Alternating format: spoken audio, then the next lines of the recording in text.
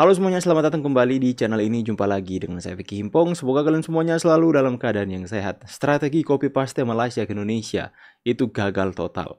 Kita akan sama-sama membahas topik pembahasan dari hal tersebut hari ini. Dan tanpa perlu banyak basa-basi, kita akan segera bahas videonya. Timnas Malaysia sempat punya mimpi besar karena banyaknya pemain naturalisasi mereka. Namun para pemain tersebut gagal menunjukkan performa impresif dan justru membawa skuad Harimau Malaya dengan berbagai kesialan.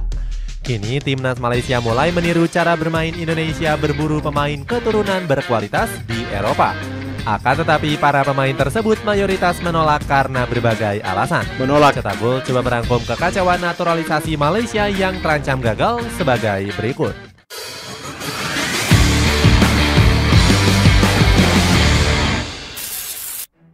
Masih berambisi mengejar target. Timnas Malaysia gagal memenuhi ambisi besarnya di sejumlah kompetisi. Di kualifikasi Piala Dunia, skuad Harimau Malaya harus terjun bebas berada di peringkat ketiga grup D. Skuad asuhan Kim Pan-gon hanya mampu meraih 6 poin dari 4 laga yang dijalani. 2 kekalahan kontra Oman memperkecil peluang Malaysia untuk lolos ke babak ketiga. Hasil buruk ini membuat publik negeri jiran geram dengan performa Kim Pan-gon. Pelatih asal Korea Selatan ini diminta mundur dari kursi kepelatihan Timnas Malaysia. Kim Pan-gon merasa perlakuan para supporter nggak adil untuk dirinya. Sang pelatih merasa sakit hati karena prestasinya selama 2 tahun nggak pernah dianggap. Walaupun merasa sakit hati, Kim Pan-gon masih tetap setia melatih Harimau Malaya. Mantan pelatih Timnas Hong Kong ini akan fokus menatap 2 pertandingan sisa di kualifikasi Piala Dunia. Bahkan Kim Pan-gon dengan berani mengatakan jika tugasnya melatih Malaysia belum berakhir.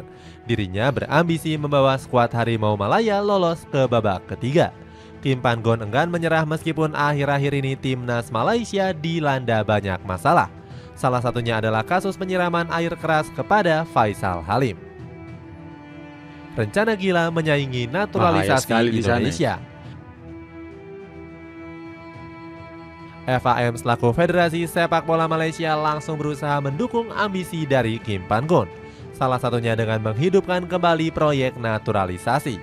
Padahal FAM sebelumnya pernah hampir menutup total program naturalisasi. Alasannya karena nggak bisa mengangkat prestasi skuad Harimau Malaya. Buktinya pasukan hitam kuning belum pernah juara AFF sejak tahun 2010. Malaysia juga belum pernah lolos ke babak 16 besar Piala Asia setelah 4 kali tampil di putaran final. Pemain naturalisasi Malaysia juga banyak dihujat karena sering bermain buruk.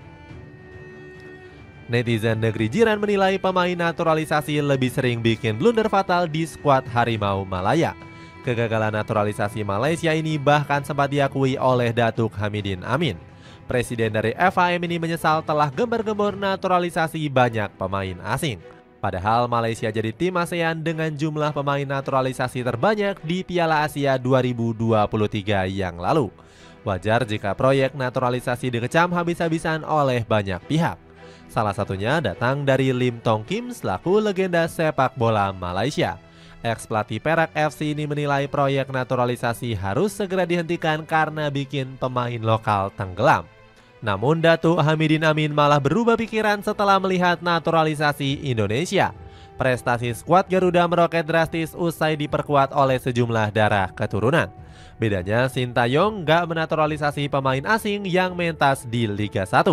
Namun Coach Shin berhasil menemukan pemain keturunan kualitas grade A yang bermain di Eropa. Wajar jika performa skuad Garuda langsung menanjak tinggi karena punya pemain-pemain yang berkualitas. Hasilnya Datuk Hamidin Amin langsung ingin meniru proyek naturalisasi Indonesia. Berburu darah keturunan ke Eredivisie dan Liga Inggris.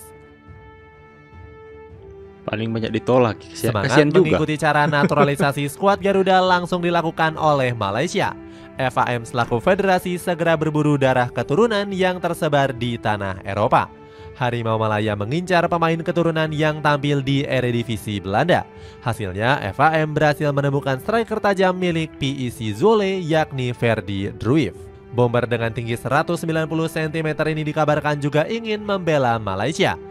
Druif diprediksi bisa menambal lini serang skuad Harimau Malaya yang sering tumpul. Pasalnya, sang pemain sudah mencetak 100 gol sejak memulai karir profesionalnya. Selain Ruif, FAM juga melirik Mats Deitch yang berposisi sebagai bek kanan. Pemain berusia 26 tahun ini tampil reguler di Eredivisie bersama Go Ahead Eagles. Deitch bahkan sudah mencetak 1 gol dan 3 assist di seluruh kompetisi Belanda musim ini. FAM bahkan terjun mencari pemain sampai ke kompetisi terbaik di dunia yakni Premier League. Josh Brownhill selaku kapten Burnley dirumorkan memiliki darah keturunan Malaysia. Selain itu ada bomber yang berpotensi dari Akademi Manchester United yakni Ethan Whateley. Sang pemain bahkan sudah mencatatkan 2 penampilan resmi untuk tim utama Setan Merah. Bukan hanya di tanah Inggris, darah keturunan Malaysia juga tersebar di Spanyol. Naim Garcia yang saat ini memperkuat Barcelona B kabarnya jadi incaran FAM untuk dinaturalisasi.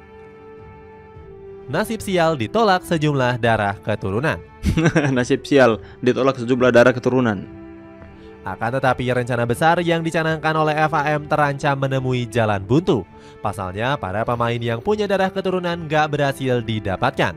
Padahal Malaysia punya beberapa sosok berkualitas yang bermain di kompetisi elit Eropa.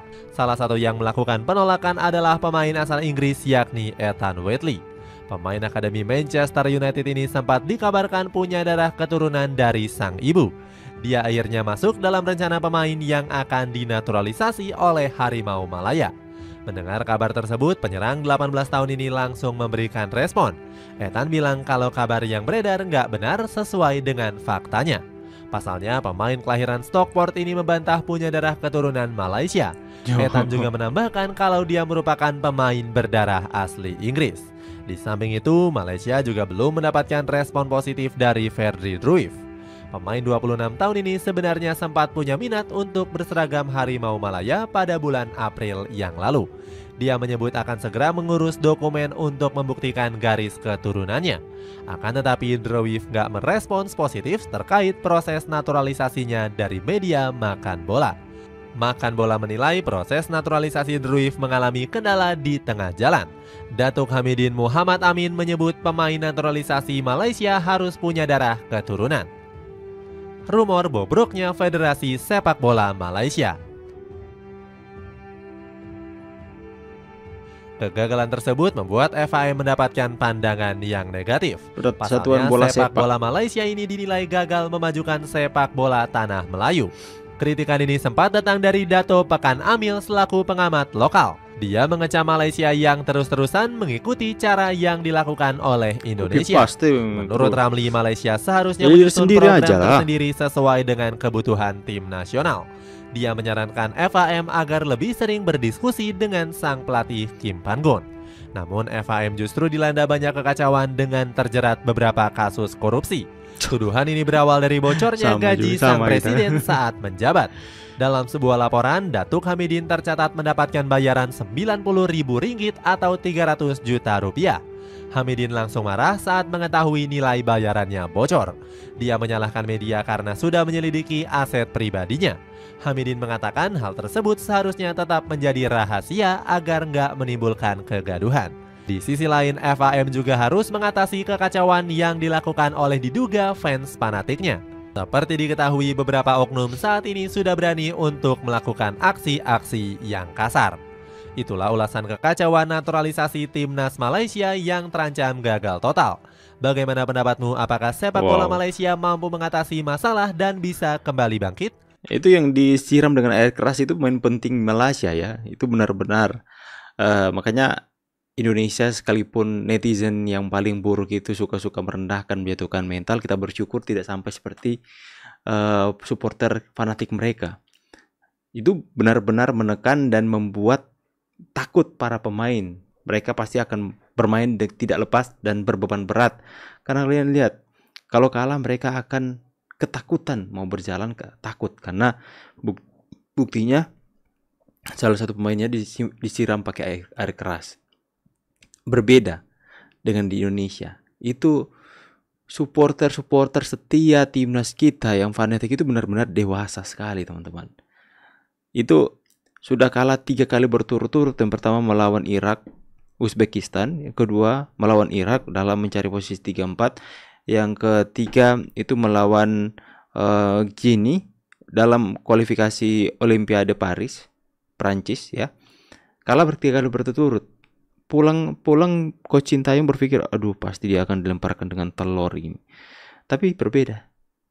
Dia sampai langsung disambut dengan meriah, diberikan karang bunga, diberikan mobil ya, karena sudah memberikan pencapaian masuk 4 besar, luar biasa.